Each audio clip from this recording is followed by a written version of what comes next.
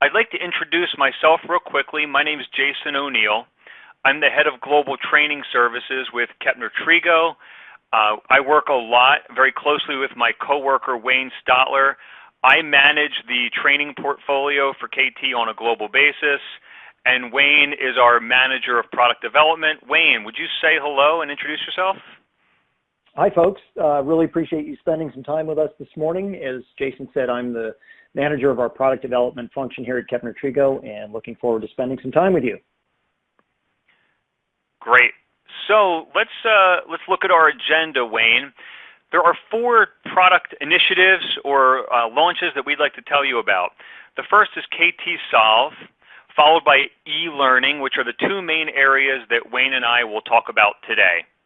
We'll also talk about our new digital materials platform and a new approach to KT training live online, which we've been doing for a couple of years, but just wanted to remind you. As a reminder, and you'll see a little disclaimer on the bottom of this slide, this webinar is not a KT process review. So if you're new to KT or don't know that much about us, but you're still interested, we're happy to do a separate KT process demo at any point. Just reach out and let us know. But otherwise, this is for folks that know a little bit about KT and are interested in some of our new solutions. So I hope you're here for those reasons, and let's get started. The first thing we're going to talk about is KT Solve. What is KT Solve? It is a cloud-based platform accessible from any device. Basically, you can go in and use KT's process, whether it's problem analysis, decision analysis, situation appraisal, or anything else, from your phone, iPad, or PC through the browser of your device, so it's not an app, and access your records from anywhere. The cool thing is you can access those records while you're online, and also it has offline access in case you have to go somewhere without internet but still want to access the records you've produced. The platform will allow you to collaborate with teammates or work groups or people across your organization.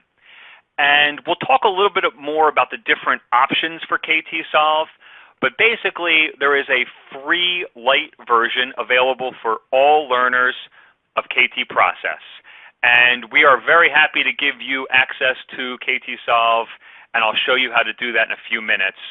And in the meantime, we're going to do a quick poll question to get us started. And I'm starting the voting right now. And the poll question will show up on the lower left portion of your screen below the presentation. And it asks, do you use a technology tool for tracking issue resolution at your organization? When you're looking through the answers, there might not be one that's perfect. Choose the one that's closest to the type of issue tracking you do in your organization. And without further ado, while you're voting, we appreciate that. We'll come back and review the results after Wayne comes in and does his first KT Solve demo. So hopefully, Wayne, you'll be able to grab the screen here, share your screen, and here's our first made-for-TV demonstration. So go ahead, Wayne, if you can do that. Thank you, Jason. Appreciate that. So I just want to check and make sure that you can see my screen there. Jason, are you able to see the KT Solve homepage? Beautiful. Yes, sir. Perfect. All right. Well, good. Thank you very much, by the way. Yeah, the as seen on TV demo, you'll really like the intro for the second one. That's something for you to look forward to. So as Jason described, this is a web-based tool for gathering information and organizing it and using it in concert with Kepner-Tregoe's analysis processes, so that you can better solve problems, make decisions, plan ahead for complex situations, etc.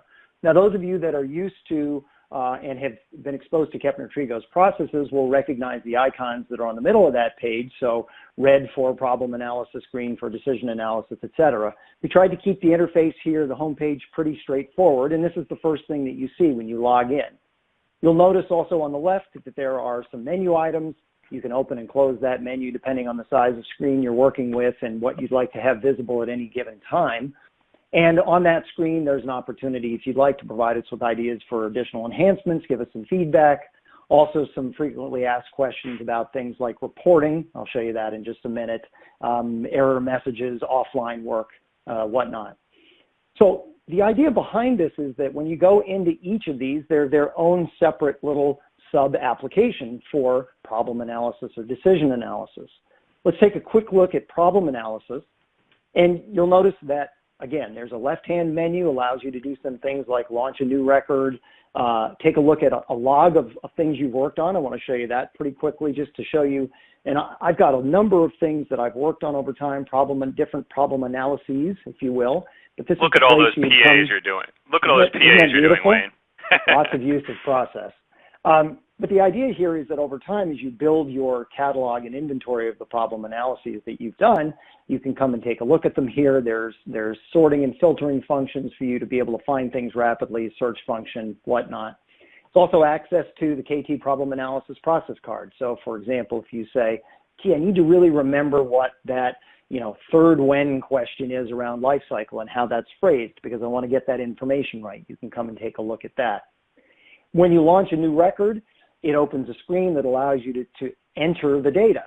And these are all structured fairly similarly, so I'll kind of show you the structure of problem analysis, but this structure is true for all of the other processes as well.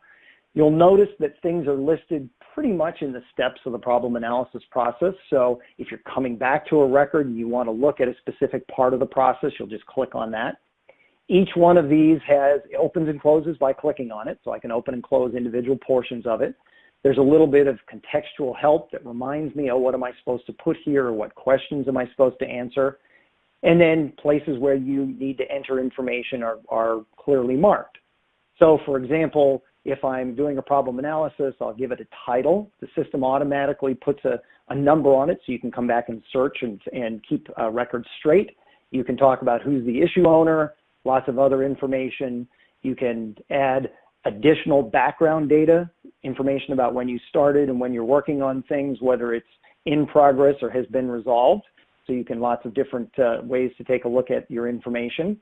And then as you go through each of the steps in the process, you enter the data. So for example, I want a problem statement.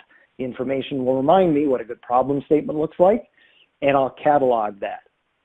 Now, rather than go through each of these without some information in them, I'm going to actually go back to a record that has some data in it. Those of you who've been through problem-solving decision-making, for example, in the last year or two, will notice that this is one of the cases that we use, so a little bit of information here that you may be familiar with. So the case, the problem analysis information, the name of it has been put in. We put in a fictitious owner, and we put in some additional background information. It's in progress. For the problem statement, we enter that here, and then one of the things you'll notice is that information is carried through. So I've entered the problem statement. When I go to specify the problem, that information carries through as well, so you don't have to enter it more than once. And as you can see here, what you would expect from a typical problem analysis we call specification, that the questions that center around what and where and when and extent and is and is not, that data is all entered here. The data is saved as you enter it. So I'm going to enter just some text here, and I'll go back and fix that later. But when I click off of that, you notice the little symbol down here in the lower left-hand corner turning? That's saving the information instantaneously. So you don't have to worry about clicking on save buttons or anything. It automatically saves what you use. One of the things that I really like about this in the way that it carries through the data is that once I've done the work in thinking to enter all my is and is not, what, where, when, extent information, it automatically pulls it down. So at the next step in the process, distinctions and changes, it's all right there for me, and I can focus on entering the information that's relevant at any given step. One thing I did want to show you is that, and I think this is a really interesting feature, is that it allows you to capture some images related to some of the key areas where literally a picture can be worth 1,000 words. So if it's going to take you 3 hours to type in a detailed description of a machine, you might want to just put a picture or the deviation itself. Here's what this thing looks like when it's creating the undesired result. So those are nice to be able to carry with the record. So as I said, it pulls down information, keeps it going through the record with it. Again, possible causes. I can look at what the possible causes are and enter those in. If there's more text than can be seen in a smaller window, I can change the shape of the text field to put that information in. And then when I'm testing for possible causes, again, it's pulled through the information. It's provided me with a visual indicator of whether or not this cause explains this pair of information, and I can change that. If it does, I'll signify it with a green Y for yes. I can change it to a red N for no, or a yellow A for assumption. So that's always going to be available and carried through as I do the work of testing possible causes. And then once I've finished with that, I can take a look at it kind of aggregated and say, here's what that information looks like all together across all of my possible causes. Here's how I evaluated each one of those and what that looks like, and ultimately make a decision about what's the most probable cause and indicate that as well. And as you would expect in a good problem analysis, confirm the true cause. I put in the information about how we're going to verify assumptions or observe or experiment, etc. And then before I leave PA, thinking beyond the fix, understanding where else could this cause be causing issues, and how might I implement a fix for this in other places to get the most value out of having done the problem analysis.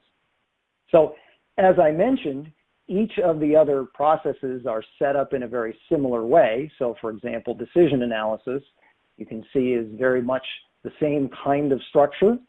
So it's looking at the overview of the decision, each of the steps in the decision-making process. If I want to look at the decision analysis process card, I can do that from within the decision analysis portion of this. And we found this to be a tremendously useful way to capture each analysis that's been done, as well as share it with others. So for example, I can share something visually. I could take this screen and project it if I wanted to when I was working on the decision, or if I was communicating with a group of leaders about the decision, I could make that visible. The other thing I can do is I can export the information. So I could take it out, use an export function, and put it into a document. Now, I'll show you an example of that. It's not a decision. It's actually the export of the problem analysis case that we were looking at, or example we were looking at a minute ago. But you can see that it's taken all of the information that was input, taken the formatting of it, so it's in Kepner-Tregoe problem analysis format, and it's put it in a nice, neat output that I can share with others as a way to remind them, get additional information, use it as a discussion tool. If I'm, for example, trying to put forth a decision to a decision-making body, I might use this as backup information to show, hey, we use a very careful and considered process to make this work. So, Jason, I think that covers most of the things with respect to KT Solve. Anything that I missed or anything you'd like to add to that? No, it was a great overview, Wayne. I had a question from the audience, which was right on. So someone asked, do you think that KT Solve Lite might become a module within ServiceNow at some time in the future? And I think the easy answer is that that's not the intent, because we already actually have plugins for ServiceNow. We have both a problem management and incident management plugin for ServiceNow, and those are already available within the App Store there, and we'd be happy to give you some support to access those for your organization. It might be possible to connect KT Solve or one of the premium versions of KT Solve we have with ServiceNow through APIs.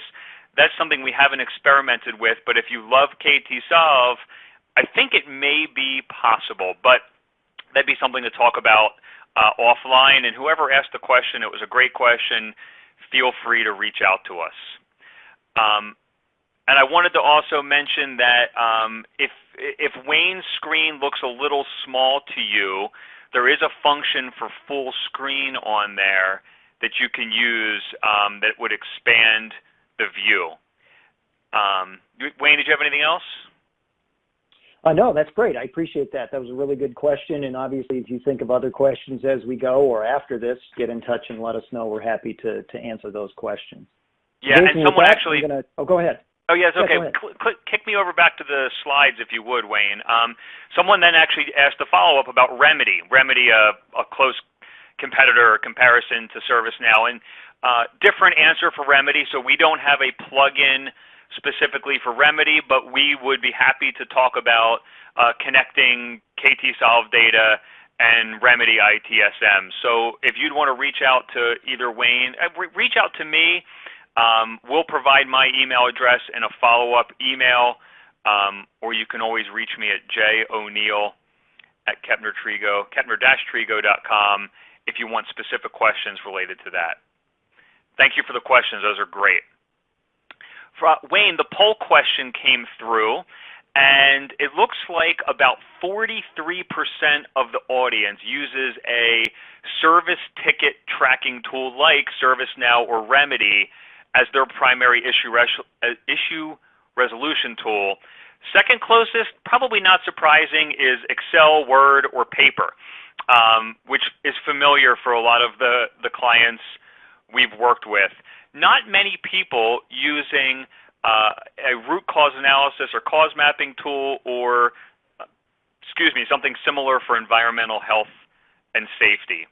So it does look like there is, within the audience, a group that may be able to benefit from the features of KT-Solve as a root cause issue tracking tool, especially if you're working in Excel, Word, or paper and want a much better way to collaborate. Let me show you a couple of extra things about KT-Solve.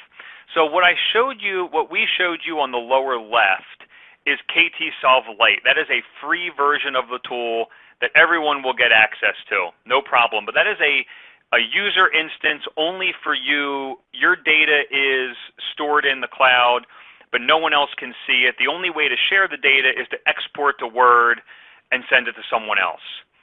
If you really like the features and functionality of KT-Solve Lite, but would love to collaborate with a team, then KT-Solve for Teams would be for you. What we would do is set up a specific cloud instance of Solve for Teams for you, your team, your organization, and then only folks from your organization would be able to go in there and use it. You could see each other's records. You could collaborate on root causes you were working on or decisions you were making. And we've tried to create an affordable way to set up your own platform for the number of users that you need. So if you're interested in, once you've used KT-Solve Lite and you get used to the functionality, we're happy to talk to you more about the premium version Solve for Teams. There's also one version, additional version called KT-Solve for Operations. KT-Solve for Operations takes basically all the best features of Solve for Teams and adds in dozens of other in-app features or different apps that are already built into the tool that you might want to use for different types of problem solving. So there's actually a project management app, and there's an 8D app, and there's all sorts of different apps that are already built into the platform, and we could give you a whole laundry list of 40-plus apps that would be available to add into the different features of KT-Solve. And we've developed this through a great partner that has some great users out there developing these apps. So we want you to check them out. But you can see the differences between Lite, Teams, and Operations, with the biggest differences being between Lite and Teams. The cool thing about the Teams app is that this platform we've built Solve on allows you to do zero-code customizations. So you don't have to be a developer to change the interface of your personal Solve for Teams setup. So if you go for the Teams setup, you'll be able to actually go in, brand it for your organization, change some of the fields, and you don't have to be a developer or no code to do that. And basically that is the way that this platform works. Here's how you would get access. I promise you, we're going to send this to you afterwards, so you don't have to remember everything right now. But if you go to ktsolve.com and click on the sign up feature and enter in your information as it asks for in the second column there, and use the code KTClientFree, you can get access to the KT Solve Lite tool after you verify your email address. An email will be sent to you, and you can go back and then log in. So go to ktsolve.com, that's the first thing to remember, and use the code KTClientFree. You can do it actually in all lowercase, that's okay, and you'll get access. We'll also email this to you afterwards so that you can get on the tool. And you can go do that right now if you'd like to, or again, we'll remind you how to do it at the end. Okay, so we don't have any more questions related to Solve, Wayne. So I think we should move on to the next area, which is e-learning. We're really excited about this. This is a project that Wayne and I have been working on now for the better part of a year, really, in different iterations. We've tried to take a pretty agile approach and learn what we learn from an initial run or an initial sprint and continue to make improvements. And so what we've basically done is said that e-learning has a specific fit and function within the learning environment. And where we really think e-learning is powerful is to reinforce concepts that you've already learned in a workshop. And to do that, we've set up a number of modules for all of the KT processes that will allow you to be refreshed on the process, practice those with case studies, do them on your own time in a self-paced platform to help you build proficiency. So if you imagine going to one of our KT workshops and you go home and you think, boy, it was a great workshop, but what did I learn? I can't remember something around problem analysis. You could go in and log into the problem analysis e-learning module and be reintroduced to the concepts and then practice them on a case study. And even there's a quiz built in. Let me just give another little bit of overview, and then we're going to jump into the demo. But there's basically three ways that the e-learning could be used. The first up there says concept reinforcement that I just mentioned. So immediately following one of our classroom or live online trainings, that would be so you as a learner or your learners could, again, just be reinforced and deepen their skill knowledge. The second is as a refresher. I assume many people on this call took KT a long time ago. The e-learning modules are great for refresher. They'll tell you what you used to know and remind you. They'll give you a little bit of a quiz and then let you practice on a case. They also, last but not least, could be used as an introduction just before training. We would take just a small piece of the overall module out, just the KT overview, and if you'd want to watch it as, you just didn't have a lot of time, couldn't go through a whole KT training, you could get a very short introduction to the KT processes you're interested in, and it's another good way to use e-learning. What you won't see on here is e-learning for training, meaning this is not going to replace your ability to learn KT process on your own in the same way you would at a KT workshop. It is to complement the existing sessions you might be running in your organization, or if you've already went to one, to follow up. But it really is never going to be able to replace the benefit of being with an instructor, learning and getting coached through the different KT processes. Okay, and here is what we have available. So on the left-hand column, you'll see three modules that are already built. We have KT problem analysis, situation appraisal, and a module called problem solving basics. The PA and SA ones should be pretty self-explanatory. They are the overviews of PA and SA. Again, concept review, quiz, and case practice. Problem solving basics is a little bit different. What we wanted to do is look at the whole problem solving ecosystem. all of the different tools out there, from 5 Whys to Fishbone, Six Sigma and Lean, 8D, and many other tools, and talk about how they all can work together effectively as they relate to KTPA and each other.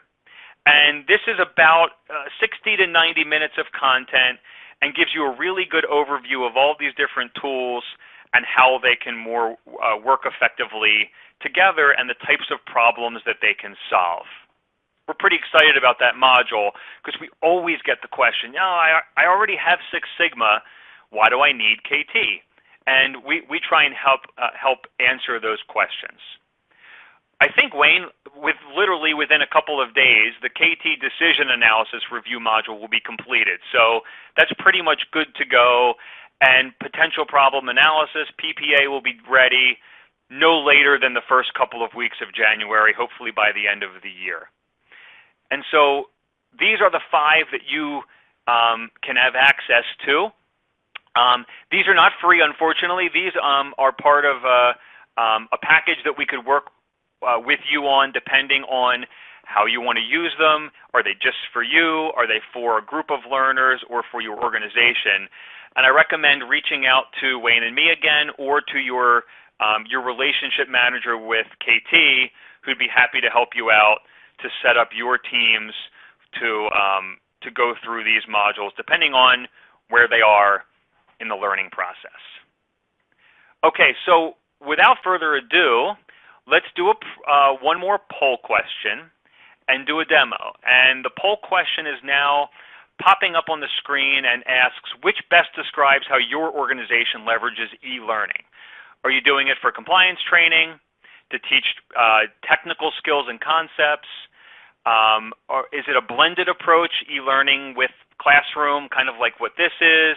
Maybe e-learning is the only training you get, or maybe you've never used e-learning at all. So those are your answers, and please let us know where you guys are related to e-learning. And while you're voting, I'm going to kick it back over to you, Wayne, for our next made-for-TV demo. ShamWow them, Wayne. Yeah, ShamWow. You know, it's one of those wonderful things. We all remember the ShamWow guy, right? And, you know, so I was going to say it took me hours to get my hair to look like that this morning, but the truth is my hair will never look like that. I need pictures. You need pictures. So as Jason was describing, what we've done is put together these e-learning modules, and we've gone a bit more granular than that in the design of them. And part of that so that as a self-paced learning tool, they operate very effectively. You can work through them in whatever pace makes sense to you, and also so that we can use particular pieces of them in particular ways. So Jason mentioned that one of the ways to use some of our e-learning might be as an early introduction prior to a live learning event, a training class. And so as you can see in this list, that would be taking Unit 1 out of, if you were doing problem analysis and let's say situation appraisal as a training class, you might take the Unit 1 module from problem analysis and the Unit 1 module from situation appraisal and use those with people prior to coming to the session to prime the pump, to get them at least initially oriented. And another thing we might do is take a particular piece of practice out and say, hey, this is great. We want to go now have people practice after the fact. They're designed to be used as an integrated whole as well. So, for example, you start out with a little bit of an introduction. You go through a review of the process itself. In this case, it's problem analysis. There's a bit of a knowledge check, so a couple of questions. I'll show you what that looks like. Some practice. So in this case, there's 2 pieces of practice that might get used. We might use one or the other or both. And then a module at the end, which is available kind of as an ongoing reference tool. So let's take a real quick look at what those look like. We talked about the introduction module and what that module looks like. Yeah, go ahead. Sorry to cut you off. I had a couple of questions come in about where is the poll question, because that's what everyone's excited about. Yeah. The poll question. You back over to that? No, it's okay. Keep it on your screen. The poll question should be located just under the presenter screen where you're seeing Wayne's screen right now, and should be an area you can click. If not, I'm sorry about that. It could be a Bright Talk glitch, but we have a bunch of votes that have come in, so please vote if you can. Sorry about cutting you off there. No worries. Thank you. Yeah, absolutely. If it's something not visible, let us know. Thanks for asking those questions. So in terms of an introduction module, this is really just to get people situated. Doesn't take very long, 5-10 minutes, but it essentially says, hey, let's get reoriented here. Asks people a couple of different questions about what they remember about it. So for example, here's a question, what are challenges you face? If you put an answer in and it's correct, that's great. It'll prompt you with a little bit of feedback. If you put an answer in that's not correct, it'll prompt you with some feedback as well, but it will also give you the opportunity to understand what was the correct answer, not just, wah-wah, sorry. It gives you a little bit of an understanding of where your knowledge is. At that point, you're ready to start the first module, which is more in-depth around the process. So it's going to remind you what the steps of the process are, what the different pieces are, what questions you ask. Here's an example of a page in that where we're talking about specifying the problem. Designed to be pretty interactive, so learners are rolling over things and getting pop-ups. In this case, there's some information. If you don't remember the difference between is and is not, that kind of pops up. If you'd like to get more, a bit of a reminder of what the process questions are, a little bit of an interactive tool that will show you what each of the different sets of questions are for what, where, when, extent, and is not. And then, and this is sprinkled throughout each of these modules, we tried to make it more than just sort of page-turning read text, put in a number of videos around different teaching scenarios. So this is, a lot of instructors use an example in their classes about is and is not. Hey, you go into a room, you turn on a lamp, and you can't hear the sound of this. Obviously, there's sound that goes along with this. A narrator saying you try to turn on the light, you think about what could be causing it if it doesn't come on, you do some comparative things, and before you go nuts and call the power company, go test the switch, those kinds of things. So trying to make it a bit more interactive, interesting. The idea is to walk you through, as you can see from the menu here, the steps of the process, remind you of what each of those steps are, stop at certain points and ask and answer some questions. So it's testing you incrementally as you go, not a big, multi-question test. It's just a quick, hey, did you understand this kind of a question, very similar to the one I showed you before. And when you're finished with this knowledge module, then you go on to a check. And so the check basically consists of, in this case, 16 different questions related to PA. And just like before, you're answering questions and getting some feedback. So in this case, you're saying, oh, well, maybe it's test and confirm. Let's see. Nope, that wasn't the right answer. So it gives you feedback about how you did. And at the end, it gives you a score, gives you an opportunity to go back, answer questions over again if you'd like to, really brush up on your knowledge. The practice units are set up so that they provide you with a scenario, and then you get to act as a helper in the process of applying, in this case, problem analysis.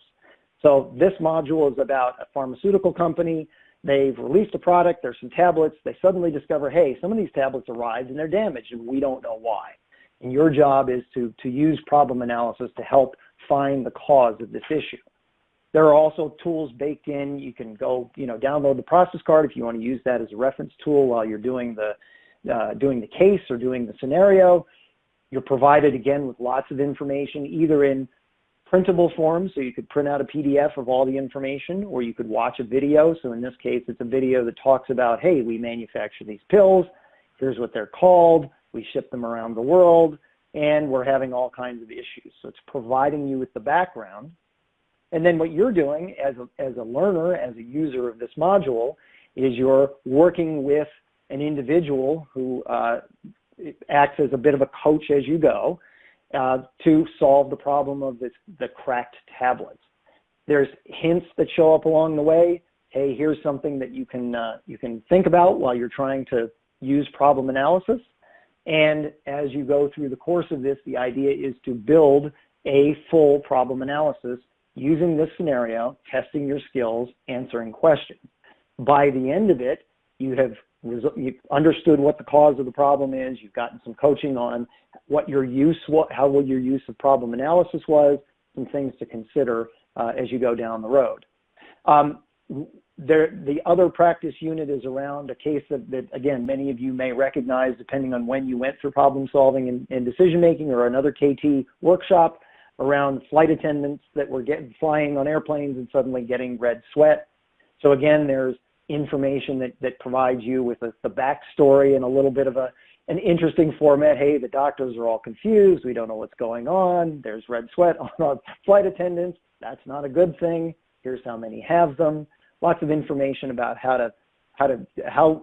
background information on what's going on. And again, your job is to use the problem analysis process to find the cause of, in this case, the red sweat on the flight attendants. At the very end, there is, and I'll go back to the beginning here and just remind you of what the different unit pieces are that make up the problem analysis e-learning module. There's a piece called On Demand. That's really there for you to reference as time goes on. When you come back in a day, a week, a month, and say, gee, I'd really love to remember or be reminded of a portion of this process, come back into this module, and you can say, right, what I really want to understand is how to evaluate possible cause. I need to remember what the steps are. I need to remember, gee, there's only 3 answers when I'm doing testing, and I have to be really careful about that. So you can get more information about that and what the answer to that question is. Meant to be interactive. Again, there's the idea of a scenario where how would I understand the best use of problem analysis? Another example that often instructors use. So this tool really is there to be accessed at almost any time in the future where you can say, I really want to remember how to do this well. I'm working on a really important problem, or I'm working with a group of folks. I want to guide them a little bit, so I need to make sure I get my questions right, make sure that I've got the questions and the process in the right order, and you can come back and reference that. So kind of coming back up to the summary level, Jason mentioned 3 uses for this, and I just want to reinforce that.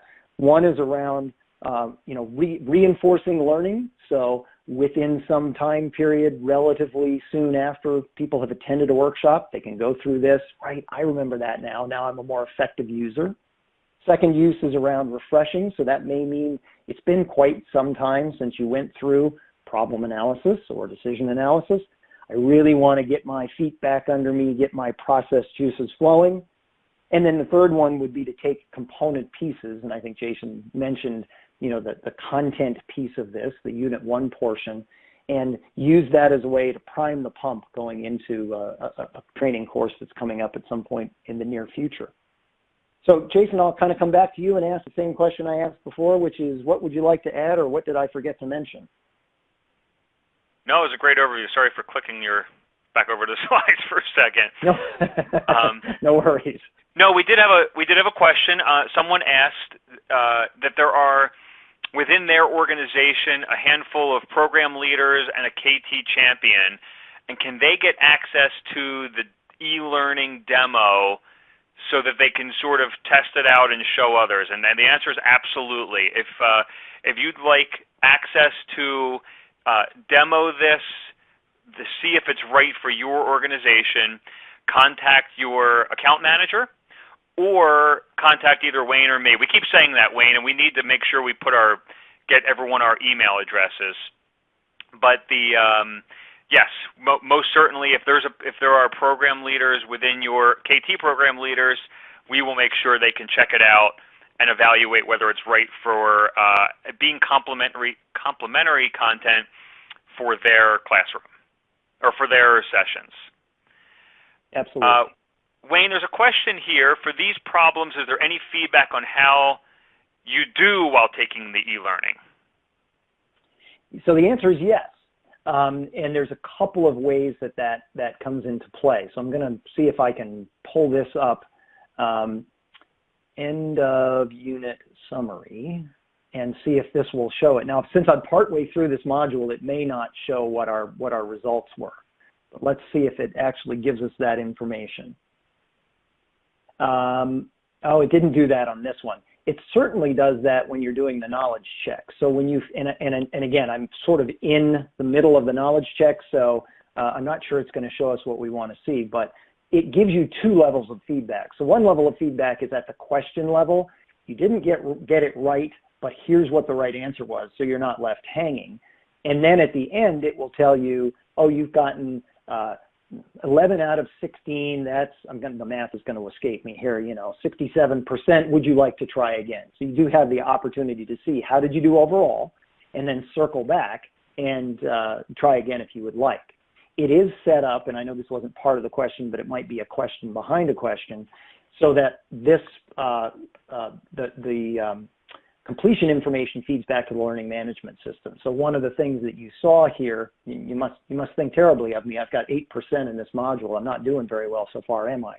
But that information feeds back. So if I'm an instructor using this with a group of people, I can go back and look at both individual and aggregate results and understand as if this is being used after the fact, is there something I need to do to come back and help solidify a concept with folks, or if I'm using some portion of this ahead of time, is there something I want to put extra emphasis on if I'm going to use it as a tool to prime the pump prior to teaching? Great question. Thank you. 8% is not going to cut it, Wayne. Redo. I know. I'm going to have to get on it here. There's another question, good one for you, Wayne. What other language options are available, like Spanish, French, or Chinese? Yeah, boy, great question. So currently this is available in English. We've just completed a Japanese translation of the problem analysis piece of it. And our plan going forward, once we complete the English, is to assess on a market-by-market basis and understand where can we do these translations and have them available to customers. So currently in English, coming soon to a screen near you in Japanese, others to follow after that. What would you add to that answer, Jason? I would say that if you have specific language needs, those always help, let's just say, move us along in terms of the translation of them if we know you're interested. So definitely don't hesitate to say, I know I have learners, there's this many, and they need Portuguese. Okay, let us know. But generally speaking, that's always helpful to really get feedback from you about what languages you're interested in. Absolutely. Good. What other questions?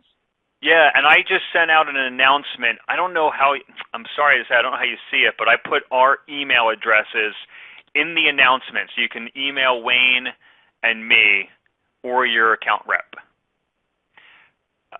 Someone said, Wayne, that Mandarin would be very helpful, so we now know Mandarin would be helpful, so let's keep that in mind. Will do. Yep. And I've sent out our email addresses. So I think that's all the questions I see right now. Please keep your questions coming. And I'll take back over the slides. There you go. And I'll go work on my hair again. All right, well, here's our last and final made-for-TV shout-out, which is, but wait, there's more.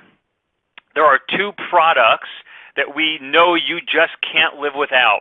The first comes from, about 3 decades of feedback from our workshop participants, which is basically along the lines of how many trees and forests did you kill to provide me the giant stack of KT materials in my workshop? And we hear you. We know that the materials we normally provide are pretty thick and heavy. What we now have is a digital materials platform called KT Books.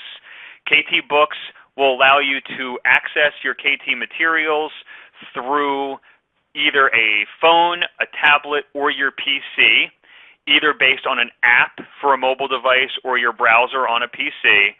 And it allows you to not only see the materials, you can annotate and highlight within the materials, and even share that functionality with other users. We've tested this now quite extensively. It works great and have had great client feedback. If you are running any future KT sessions and decide, we really don't need the giant pile of books and paper, and we want to save our forests, that would be great. We are transitioning many clients to digital materials and plan to continue to do so over the coming year in 2019. Wayne, what would you add about digital materials? Anything else important? Yeah, I think one of the things that is really interesting about the evolution of that technology is the ability to annotate, so it's not just static. Yep. And so that you can keep your own notes, mark your own notes to yourself. And one of the really interesting features that's emerging now is the ability to share it with others. So if you all, 10 people go to a class together and they make notes and it's a useful thing for them to share notes with each other, that's possible as well. So I think it's a really useful technology. Great. And last but not least, a platform that we call Live Online. Live Online is our ability now to deliver KT workshops through a WebEx feature virtually with a live instructor. We've now been conducting live online sessions in this current iteration for about 2 years. And we've been scaling up the program for clients that have asked, and it's great for clients that have small groups, groups that are dispersed geographically, folks that can't travel or have had budgets restricted, but who still want the same great KT training with a certified KT instructor. The access to live online, or the way that live online sessions are typically structured, is smaller chunks spread out over the course of a week, maybe 1 or 2, 3 or 4 hour sessions, depending on the type of course you're taking. And sometimes if you wanted to take the entire problem solving and decision making, that would be a 3-day workshop, we would spread it over a number of weeks in small chunks, because nobody wants to sit in front of their computer for 8 hours a day for 3 straight days. And we've developed ways to make cases more interactive, for you to have plenty of interaction with the instructor and to get coaching as well.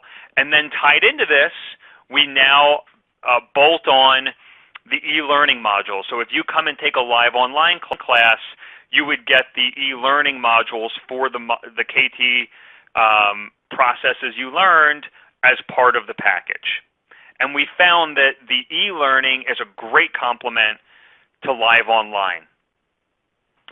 We are more than happy to tell you more about that. Again, you have our email addresses, but this is a fully stable product, but something that's still relatively new for KT. And let us know if you'd like a demonstration or more information about live online. Hey, Wayne, we do have a couple of not e-learning, but KT Books questions. And the first is, what is the format of the digital materials? How would you describe that? Yeah, so it's interesting. It is a boy, I don't even know what the extension of it is. It's not a .pdf or anything like that, because you're able to annotate on it. It's proprietary to the platform that we use called KT Books, and it's essentially taking the content that you would see in, for example, a notes and reference, turning that into a digital equivalent in which you can turn pages. It has a table of contents so you can rapidly get where you want to go. I'm not sure that answers the question, but that's essentially how it looks and works. You view it in a reader, an on-screen reader. You have a bookshelf that allows you to access different components. So if you have, 4 material pieces that you would use in a workshop, you get 4 things on your bookshelf, and you can access them separately. Great. I think that's right. And I think the confusing thing is this is not a file you can download on your desktop. This is something you access through a browser app. So it's not really like a format, like Wayne said, PDF. Correct. Yeah. Yep. It requires a reader app. Yep. Great. Question I'll take, Wayne, which is, will digital materials be available for courses previously provided? That's a great question. So the intent right now is that so we were not going to distribute digital materials to everyone who had ever taken KT classes before. There's millions of you. But if you have a specific need and would really like your digital materials for a class you took, reach out again and we'll talk about what we need to do to make it happen. There may be a fee involved, because for every person we put on the digital books, there's a cost for us. So let's talk about that. That wasn't what we intended, but we're more than happy to provide you the materials that can be helpful for you. So no problem. Let us know. Wayne, our instructor, so this is for program leaders, for people that teach Kepner-Tregoe, are instructor reference materials included in KT Books? Yeah, it's a really interesting question. So we have been for a little while, at least 3 or 4 years, providing most of the instructor reference materials, a digital copy of the outline, a digital copy of the reference materials, including case references and whatnot, on a USB drive to instructors when they attend a Train the Trainer program, what we call the Leader Development Institute. And we certainly can deliver those through KT Books. As a matter of fact, we're embarking on a project right now to sort of reconceptualize how it is that folks that go through a Train the Trainer process get information when they get it, what format they get it in. So that was a really long way of saying, sure, why not? That's something we're actively exploring at the moment. Well, I think the caveat might be maybe KT Books isn't the best format for your instructor reference, but we can provide a digital copy if you're a current instructor. So let us know, and we can figure out what works. Yeah. Yeah, great. So for those of you out there that love the donut case, does the KT Books work for a donut answer book replacement? Wayne? Oh, well, maybe. It kind of depends on how you're going to use it. So I'm going to extrapolate a little bit from that question. I can envision the question might be, hey, that would be really cool to have on a tablet that I could then go around the room and click on something and show a page to a learner and then move on to the next learner. That's certainly possible. The sort of downside of that is that it doesn't leave behind the slip with the learner, which is one of the things that the paper book does. So that's answer one. Answer two is it something that we could provide that you could kind of print out your own slips from? I don't think we'd intended to use it that way, but it's something I'd want to think about the practical element of it just to see if it made sense. I don't want to make more work for instructors than necessary. So I hope that wasn't an overly complex answer, but that's my initial thinking. Well, yeah, and Wayne, let me give a different spin on it. If you are interested in doing the donut case in a slightly different format, we've restructured the donut case to suit the live online audience. If you're going to deliver KT workshops virtually, we can now deliver the donut case in a kind of a different format, a more facilitated format, and that might fit what you're looking for. Reach out to Wayne. He's your guy from the virtual donuts case. If you're a certified program leader, we can help you with that. But let us know what your need is specific to how you're teaching, where you're teaching, etc., and we can think about that. Does that make sense, Wayne? Absolutely. Good answer. Yeah. Someone mentioned they'd love to have the e-learning in Korean, so keep that in mind, Korean. Someone mentioned they want to have a smartboard presentation instead of a flip chart. Have we been asked for that? God, we had to have been asked for that in the past, Wayne. What do we think about smartboards? Yeah, love smartboards. We have not delved deeply into that. It would probably involve, and we'd love to, sort of collaborate with you on that because I think it's a really interesting opportunity. You can be the Al Roker of KT process and do your teaching that way. But yeah, I think in concept it's something pretty straightforward if you have the right documents and you know how they need to be set up. It's not something we've done yet, but I think it definitely could be done. Yeah, super. Couple more questions. Someone asked if they have a link for KT Books, or we have a link for KT Books. So the answer is not really. KT Books is available for folks who are taking a course where it's been set up for digital materials, or for KT program leaders that teach KT. If you'd like to start using digital materials, we can provide your learners access, and there's a couple of ways to do that. So you really can't just access the books without coming back through KT and getting those set up. So email Wayne and me, or again, talk to your relationship manager, and we can get you set up with KT Books. Wayne, I'm trying to interpret this question. I think it's a good one. The KT eLearning materials, are there materials? And then how to train ourselves on it. I think they're asking about They asked about self-learning material. I think they mean, are the materials with the e-learning? I think that's the question. Yeah, so the way, and again, I'm extrapolating a little bit here as well. The way that the e-learning is accessed is we distribute that through our learning management system. So we understand which modules, and then we understand who needs to get them.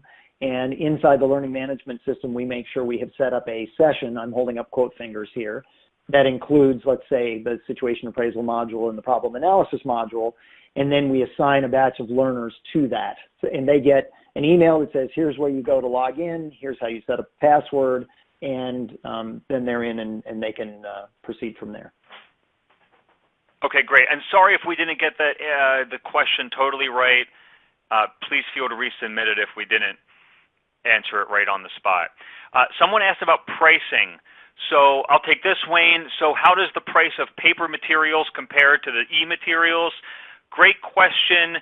I'm going to give you an unsatisfying answer, which it depends on how often you're teaching, the number of books you need, etc. So best case scenario, or your best bet, is to contact your relationship manager, and they can explain how the pricing works for digital materials. Great question. Just can't answer it without knowing a little bit more about your company and how you're currently using KT.